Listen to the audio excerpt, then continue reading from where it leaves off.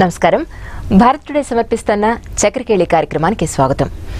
మరి మన తెలుగు సామెతల్లో ఉన్న అర్థాన్ని పరమార్థాన్ని మనకి చక్కగా వివరించడానికి ప్రముఖ ఆధ్యాత్మికవేత్త, కవి, రచయిత అయినటువంటి ఆకెళ్ల విభీషణ్ శర్మ గారు మరి మనతో పాటు ఉన్నారు. మరి ఆయన్ని అడిగి మరిన్ని వివరాలు తెలుసుకుందాం. మరి గురువు గారికి స్వాగతం పలికేద్దాం. గురుగారు నమస్కారం అండి. చక్రకేళి కార్యక్రమానికి మీకు మా స్వాగతం. ఈ కార్యక్రమాన్ని వీక్షిస్తున్నటువంటి ప్రేక్షకులకు అలాగే మీకు నా శుభాభినందనలు.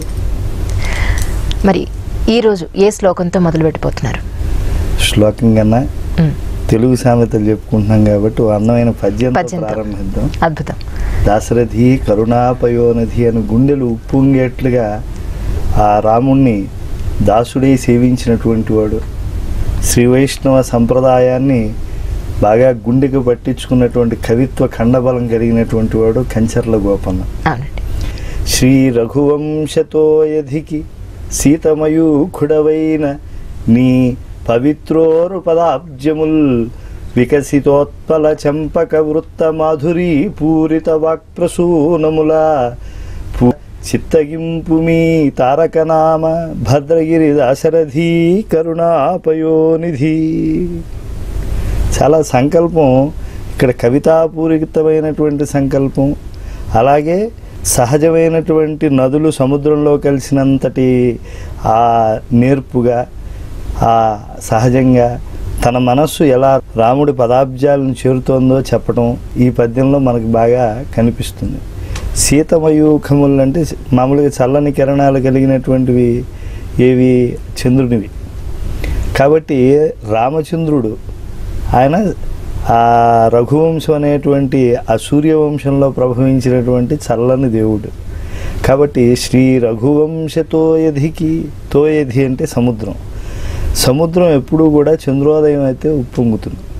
కాబట్టి సూర్యవంశం అనేటువంటి రఘువంశ సముద్రము రామచంద్రుడు అనేటువంటి వాడు ఉదయించిన తర్వాత ఉప్పొంగిపోయింది అని చెప్పడం అందులో ఉండేటువంటి స్వారస్యం.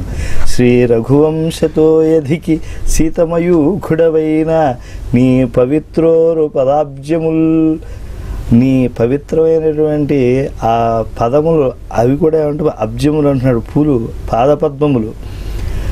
ఉరు అంటే గురుతరమైన శ్రేష్టమైనటువంటి, మీ శ్రేష్టమైనటువంటి ఆ పాదాంబుజములకు నేను వికసిత ఉత్పల చంపక వృత్తముల్ ఆ పూరిత మాధురి.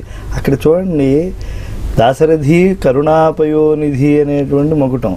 దీనికి నిజంగా సరిపోయేటువంటి ఏమిటి? ఈ చంపక వృత్త మాధురి. కాబట్టి వికసితోత్పల చంపక వృత్త మాధురీ పూరిత వాక్ ప్రసూనముల పూజలొనర్చద. ఈ వాక్కులనే పూలుగా చేసుకుని నీ పాదాలకు నేను సేవ చేస్తాను. చిత్తగింపు మీ తారకనామ, ధరింపజేసేటువంటి నామం రామగా అనేటువంటిది అని చెప్పి సాక్షాత్తు పార్వతీదేవికి, మంగళదేవతకి ఈశ్వరుడు కూడా బోధ చేశాడు. కనుక శ్రీరామ రామ రామే తిరమే రామే మనోరమే సహస్రనామ తత్తుల్యం రామనామ వరాననే అని చెప్పి ఆ యొక్క వరానంగా ఆ మంగళగౌరి ముఖాన్ని చక్కగా అభివర్ణిస్తూ ఎంత గొప్పగా చెప్పాడు ఆయన. కాబట్టి చిత్తగింపు మీ తారకనామ భద్రగిరి దాశరథి కరుణాపయోనిధి. కనుక ఆ రాముణ్ణి మనం చక్కగా ఈ దాశరథి కరుణాపయోనిధి అనేటువంటి కంచర్ల గోపన్న గారి రచనతో ఆశ్రయిస్తూ మనం చక్రకేళి కార్యక్రమాన్ని కొనసాగించుకుంటాం. చాలా అద్భుతమైన పద్యంతో మొదలుపెట్టారు గురువుగారు. గురువుగారు, మరి నా మొదటి సందేహం ఏంటి అని అంటే, సుఖం తర్వాత శోకం, వెలుగు వెనక చీకటి అంటూ ఉంటారు. ఇది అర్థం అయినట్టే ఉంది, కానీ దీని వెనకాతల పరమార్థం ఏంటో ఒక్కసారి వివరించండి. మామూలుగా ప్రసిద్ధంగా వాడేటువంటిదే, కాకపోతే ఏంటంటే చక్రవర్తి పరివర్తంతే దుఃఖానిచ సుఖానిచ అని చెప్పి సంస్కృతంలో కూడా దీన్ని చెప్తూ ఉంటారు. తెలుగులో మీరు సామెతగా చెప్పారు.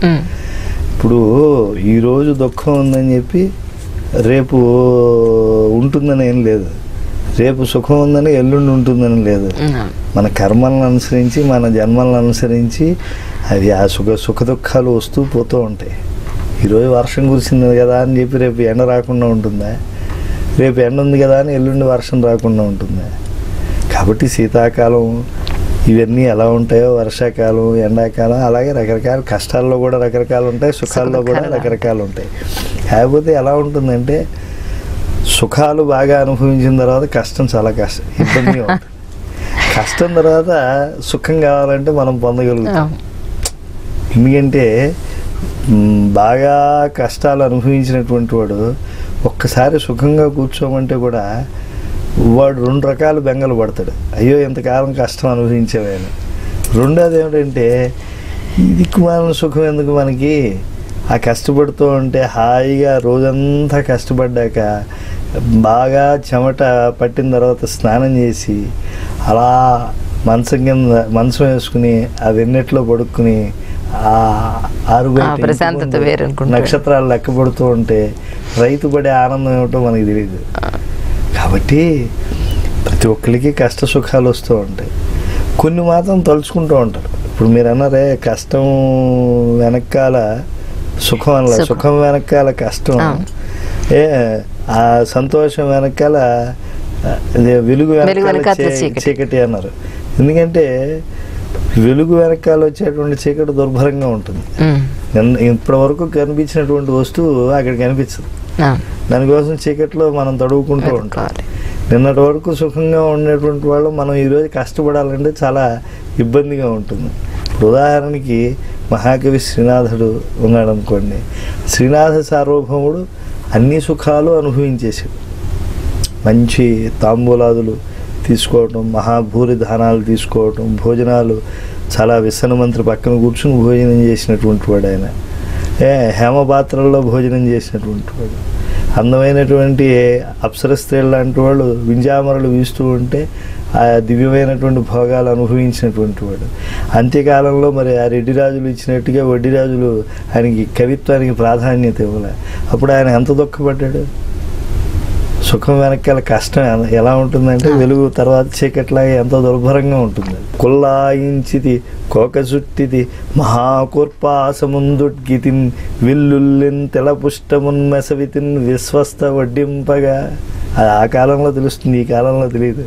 పైగా మంచి అందమైనటువంటి కన్నె పిల్లలు వడ్డించినటువంటి భోజనాలు చేసినటువంటి వాళ్ళు ఓల్డ్ వీడియోస్ వచ్చి వడ్డిస్తూ ఉంటే ఆయన తట్టుకోలేకపోయేట.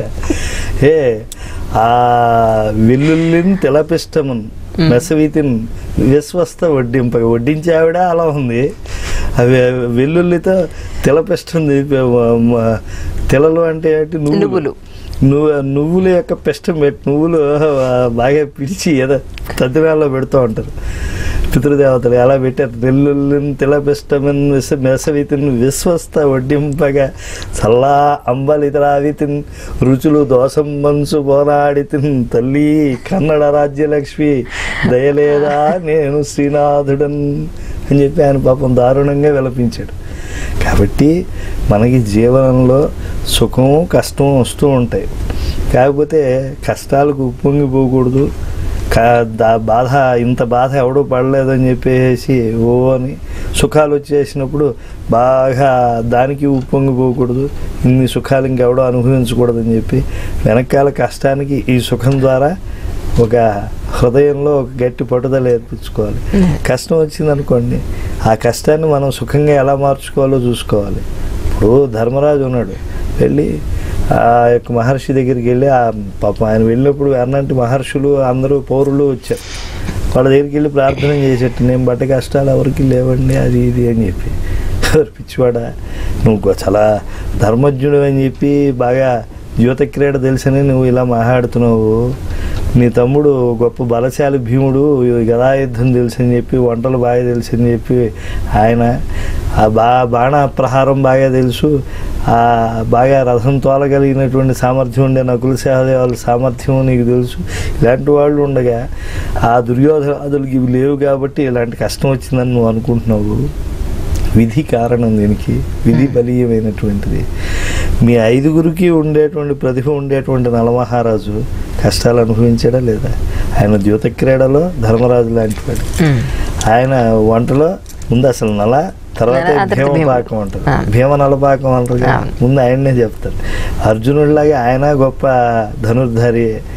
అలాగే మహానుభావుడికి అశ్వహృదయం కూడా నకుల సహదేవులకు తెలిసినట్టుగా వైద్యశాస్త్రం ఆయనకి తెలుసు. ఎందుకంటే ఆయన తర్వాత సర్పదృష్టుడై మారువేషంలో ఆయన రథం తోలుతూ ఉంటే ఆ రథస్థుడైనటువంటి రాజుగారు నా యొక్క అంగవస్త్రం పడిపోయిందంటే వెళ్ళి తెచ్చుకోవాలంటే ఇన్ని యోజనాల అవతల ఉంది అది అన్నాడు. అంటే అంత వేగంగా తోలుతున్నావా అని చెప్పి ఆ రథం మీద కూర్చుని రాజుగారు ఆశ్చర్యపోయాడు. కనుక ఎన్ని గొప్ప లక్షణాలు ఉన్నాయని కాదు, కాలం ఒక్కోసారి కష్టపడుతుంది.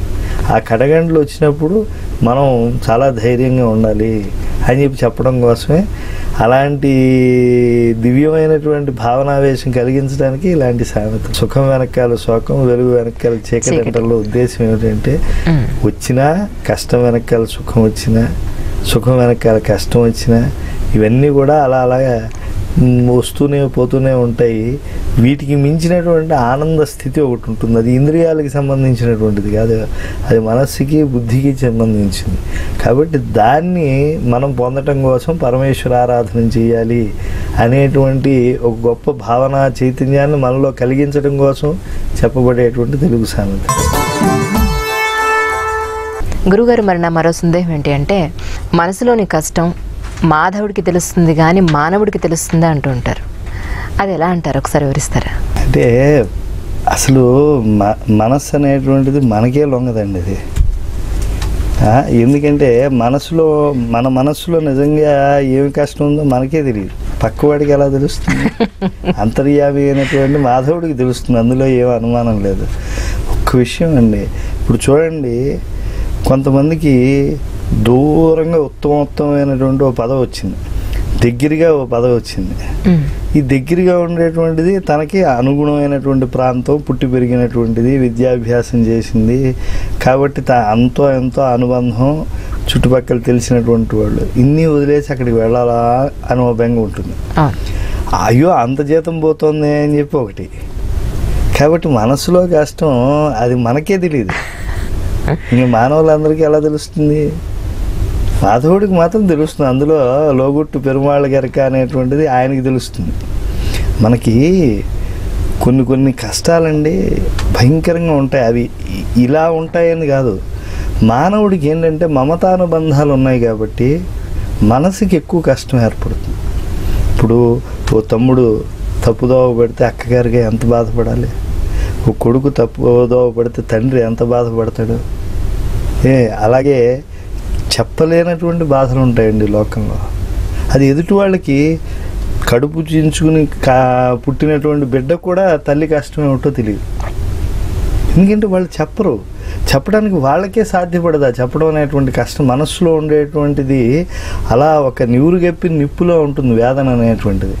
ఇప్పుడు ఓ తల్లి, ఇప్పుడు మీరు ఎప్పుడైనా అనాథాశ్రమాలకు వెళ్ళండి, చాలామంది ఏ తాగుబోతుల యొక్క తల్లులో లేకపోతే చాలా రిక్షా వాళ్ళు ఇలాంటి వాళ్ళు ఉంటారు చూసారా, తక్కువ ఆదాయం కలిగినటువంటి వాళ్ళ తల్లిలో ఉండరు.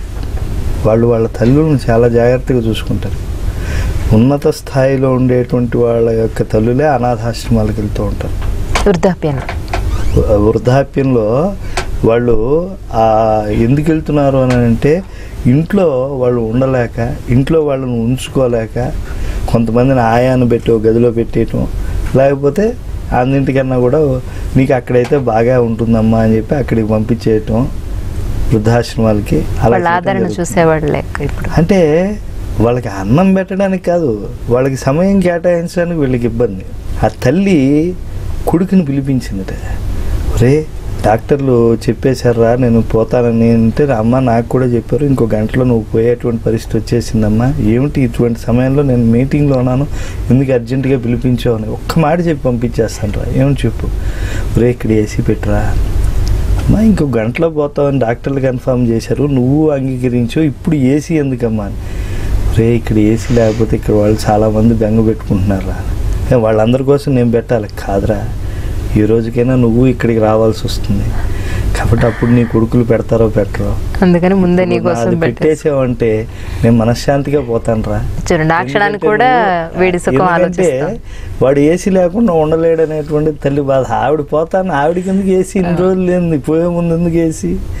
కాబట్టి ఇలాంటి వేదనలు ఎప్పుడో బయటపడుతూ ఉంటాయి.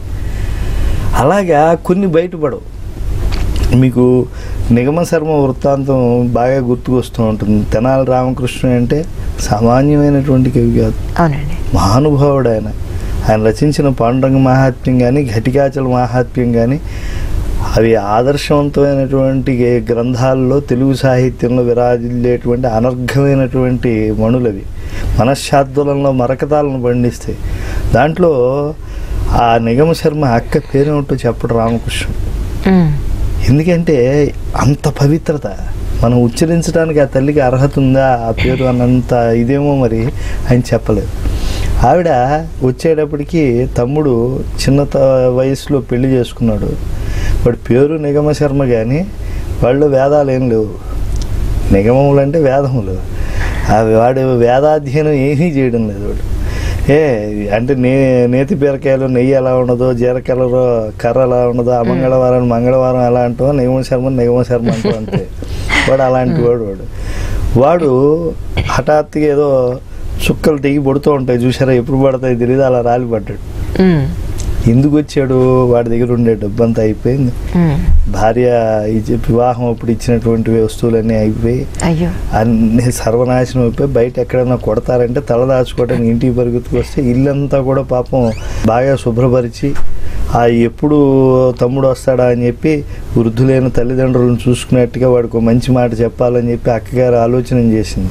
అయితే రాగానే చెప్తే వాడు కూడా బాగుండదు కదా, కాబట్టి వాడికి చక్కగా తలస్నానాలు చేయించి మంచి షడ్రసోపేతమైన భోజనం పెట్టి వాడికి బాగా జుట్టంతా కూడా బాగా ఇది ఉందనమాట. ఆ పిల్లకంతా కూడా పెరిగిపోయింది వాడిది. దాని అంతా కుర్చీలో చేసి పేలు కుక్కి దానికి బాబు చక్కగా వాడికి జడే సంపెంగం సంరక్షణ చేస్తూ అప్పుడు చెప్పింది అనమాట. అసలు చెప్పడం చూడండి ఎంత అందంగా చెప్పిందంటే, ప్రారంభించిన వేద పాఠములకు ప్రత్యూహమౌనంచునో ఎరా తమ్ముడా. చూడండి, ప్రారంభించిన వేద పాఠములకు ప్రత్యూహమౌనంచును. ఏమన్నా విఘ్నం వస్తుందనేమో. ఎరా తమ్ముడా నన్ను చూడ జనుదే వెన్నాళ్లనోయుండి చక్షు రాజీవయుగంబు వాచే నిన్ను కనుగోకునికి మీ బావయున్ నీ రాకల్ మదిగోరు చంద్రుపొడుపున్ నీరాకరాకంబులన్ అని చెప్పింది. అంటే నీరాకరంబులన్ అని ఆ ముగింపు ఎంతో అందమైనటువంటిది. అసలు ఆవిడ చెప్పేటువంటి దాన్ని అధిక్షేపణగా చెప్పట్లేదు. అంటే నేను తెలిసేసుకున్నాను అని చెప్పింది అనుకోండి, వెంటనే వాడు తిరగబడచ్చు. వాడిని సన్మార్గంలోకి తీసుకురావాలంటే మనస్సు బాగా వాడిలో పరిపక్వత రావాలి. ఒరే నువ్వు విద్యార్థి అంటే వాడు సుఖపడాలని అనుకోకూడదు. మామూలుగా చూడండి, ప్రాప్తేతు షోడశే వర్షే పుత్రం మిత్రవదాచరేత్ అంటారు.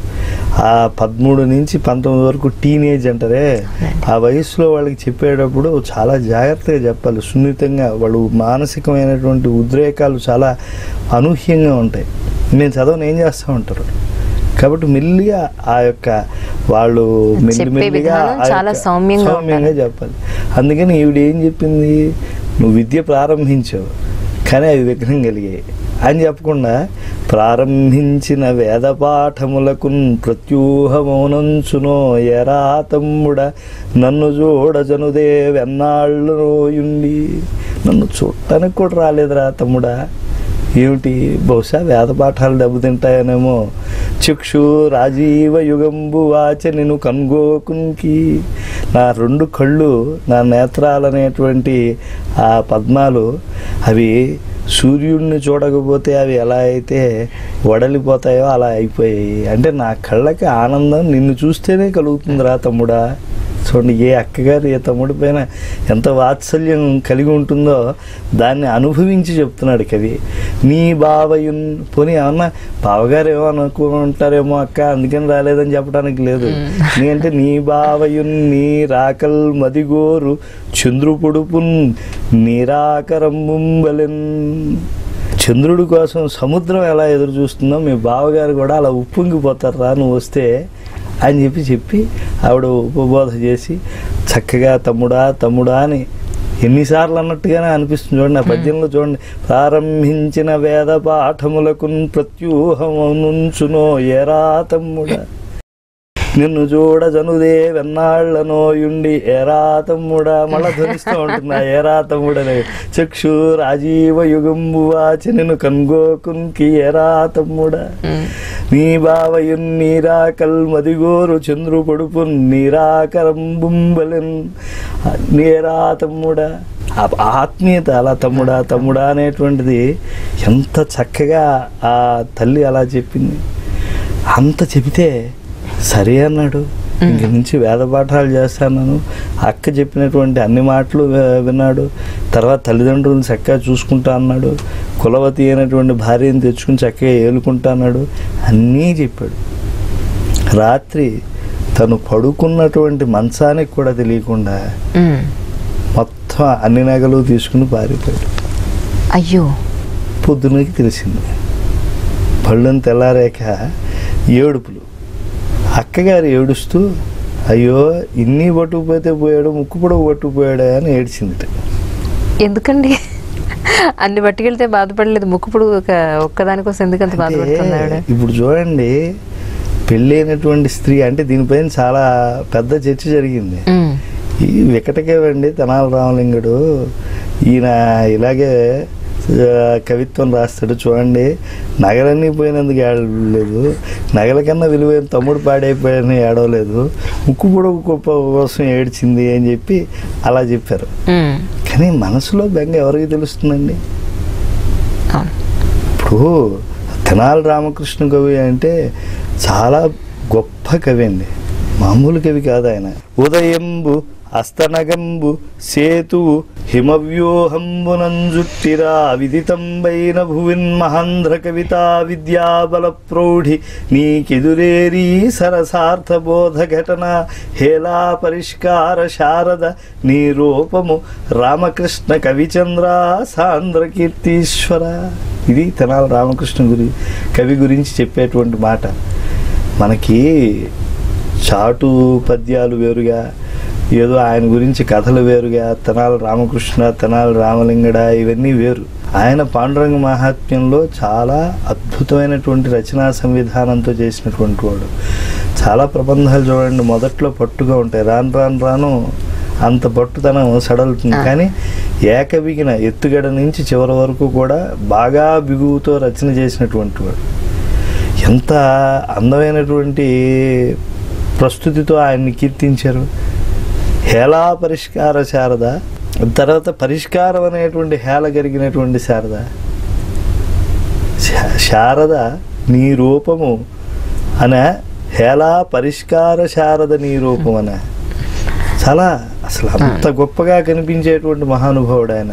ఉదయంబు అస్తనగంబు సేతువు హిమవ్యూహంబునంజుట్టిరా విదితంబైన భువిన్ మహంధ్ర కవితా విద్యాబల ప్రౌఢి నీకెదురేరీ సరసార్థబోధ ఘటన హేళా పరిష్కార శారద నిరూపము రామకృష్ణ కవిచంద్ర సాంద్ర కీర్తీశ్వర అని ప్రస్తుతింపబడినటువంటి మహాకవి ఉన్నట్టుండి అలా రాస్తాడా?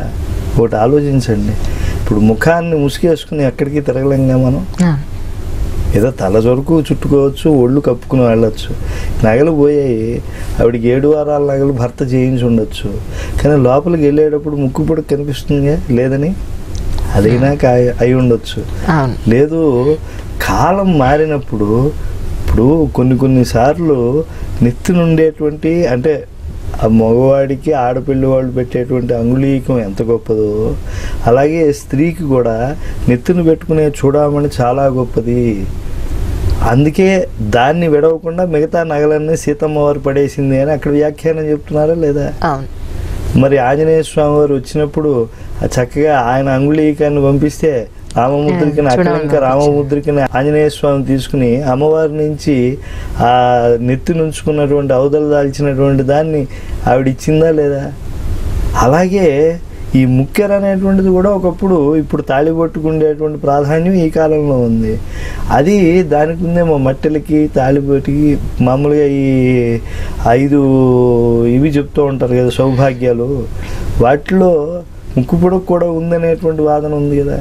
కాబట్టి అది పోతే భర్తకి ఏదైనా అనర్థం జరుగుతుందనేటువంటి బెంగేమో మనకి తెలియదు. ముఖశోభ పోతే స్త్రీకి ఆ బొట్టు పోయినంత అనేటువంటి బెంగ ఏమో మనకి తెలియదు. ఏ ఉద్దేశంలో ఆనాటి కవి కాలం ఎలా ఉంటుందో మనకి తెలియదు. అసలు తాళిబొట్టు కట్టేటువంటి సంప్రదాయం ఈ మధ్య వచ్చింది, కొన్ని సహస్రాబ్దాల ముందు లేదు అని చెప్పి కూడా వాదించేటువంటి వాళ్ళు ఉన్నారు కదా. కాబట్టి ఇవన్నీ ఏమిటంటే మనం కవి కాలంలో చెప్పినటువంటి వాటిని దానిలో ఉండేటువంటి అంటే ముఖం మీద ఉండే ఆభరణం కనిపిస్తుంది తప్పకుండా అనేటువంటి దాన్ని ఇవన్నీ కూడా చాలా గుర్తుపెట్టుకోవాలి. ఇప్పుడు చూడండి, హిందీ వాళ్ళు చూశారనుకోండి, వాళ్ళు నాకు చాలా అవమానం జరిగింది, నా తల కొట్టేసినట్టుందని మనం అంటాం. నేను నాకు కటవాదియా అంటాడు వాడు, నా ముక్కు కోసేసేవాను, ఏదో సూర్పణకు ముక్కు చెవులు కోసేసినట్టుగానే. అంటే మరి అలాంటిది ఏదో అర్థం ఇందులో ఇముడు ఉండొచ్చు. కాబట్టి ఆ మనసులో అని మీరు చెప్పారే, మనసులో ఆ బెంగ మాధవుడికి తెలుస్తుంది కానీ మానవుడికి తెలుస్తుందని. కాబట్టి ఒక పాత్ర లోపల ఉండేటువంటి ఆవేదన ఆ కవి ఎలా పలికించాడో, ఆ కవిలో ఆ పాత్రలోకి అంతర్లీనమైనప్పుడు వచ్చేటువంటి ఆవేదన ఏమిటో మనకి తెలియదు. అలాగే లోకంలో కూడా ఒకళ్ళ మనసులో ఉండే కష్టం మనకి తెలియదండి. వాడు మనం చూస్తున్నాడంటే మనం చూసి ఆలోచిస్తున్నాడని మనం అనుకుంటాం, వాడేమో ఆలోచిస్తున్నాడో ఎవడికి తెలుసు. నేను ఈసారి ఏలూరులో అక్కడేదో హాల్లో 3 రోజులు వెంకటేశ్వర స్వామి వారి పైన ఉపన్యాసం చేశా. ఒక ఆవిడ వచ్చి భక్తితో నమస్కారం చేసి 3 రోజులు నాకేసే చూసి ఉపన్యాసం చెప్పారండి అని చెప్పి పాద నమస్కారం చేసి ప్రత్యేకంగా దక్షిణ ఇచ్చింది. మనం ఏం చెప్పాలా అనే ఆవేదన, శ్రద్ధగా వింటున్నారా లేదా అనేటువంటిది, మనం సరిగ్గా చెప్తున్నటువంటి అంశాలు ఎంత రమణీయంగా ప్రతిపాదన చేస్తున్నాం అనేటువంటిది, తొందరగా ఈ అంశం వరకు పూర్తి చేస్తే రేపు ఇంకో అంశం తీసుకుందాం అని చెప్పి ఏవో మనలో ఉండే బెంగలు మనలో ఉంటాయి. ఆవిడ ఏమనుకుందాం మనకి తెలియదు. ఒక్కోసారి మంచిగా అనుకోవచ్చు, ఒక్కోసారి మరో రకంగా అనుకోవచ్చు, మనం చెప్పలేం. కాబట్టి మనసులో ఉండేటువంటి బెంగ మాధవుడికి తెలుస్తుంది కానీ మానవుడికి ఏం తెలుస్తుందండి. కాబట్టి ఇది ఎక్కడ వాడితే ఎంత అందంగా ఉంటుందో మీకు తెలుసు, ప్రేక్షకులకు తెలుసు. అందుకే వాడుకలో ఇది ఉంది. నేను ఏదో ఒక ఉదాహరణతో చెప్తే బాగా గుర్తుండిపోతుందని చెప్పి పాండురంగ మహాత్మ్యంలో ఆ అక్కగారి బెంగ, నేను ఆవిడ మనసులో ఎంత బెంగతో ఆవిడ అనిందో మనకి మాధవుడికే తెలియాలి అని నేనేదో ఊహతో ఒక పద్యాన్ని ఉదాహరించాను. చాలా బాగుంది గురుగారు. నిజంగా సామెతల వెనకాతల అసలు మనిషికి కావాల్సినటువంటి ప్రతి ఒక్క చిన్న విషయం కూడా ఇంత చక్కగా వివరించి మీరు చాలా బాగా చెప్పారండి. మరి మీకు నిజంగా మా ధన్యవాదాలు. నమస్కారం. చూశారు కదండి, ఇది ఇవాల్టి చక్రకేళి కార్యక్రమం. మరి రేపటి చక్రకేళిలో మళ్ళీ కలుసుకుందామా? అంతవరకు సెలవు, నమస్కారం.